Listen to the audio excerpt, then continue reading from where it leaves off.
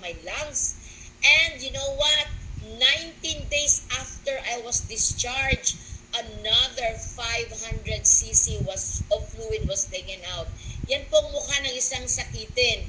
Very, very different na po ngayon. Thank you, Lord, talaga sa produkto natin.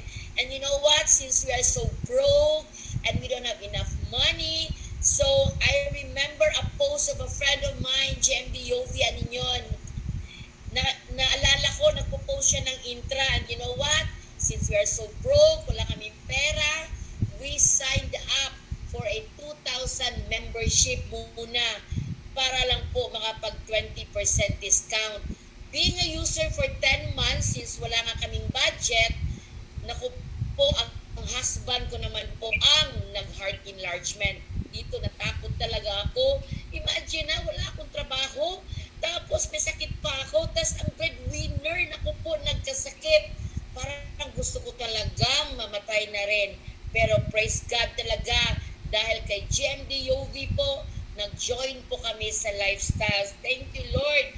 We decided to borrow money to have our first Express Direct package March of 2016. And you know what? Nung nag-decision talaga kami mag-package, naku po, thank God talaga dahil alam nyo, grabe ang Lifestyles company po. We are protected talaga. Dahil nag-sign up kami at tingnan mo, nung na-slide po yung husband ko, na-aksidente siya mismo dito sa bahay and he had fracture of the left hip. Alam nyo ba? Sabi ng doktor, 3 to 6 months bago siya makalakad uli. Pero alam niyo po, 3 weeks. Amazing! 3 weeks nakalakad na siya ulit.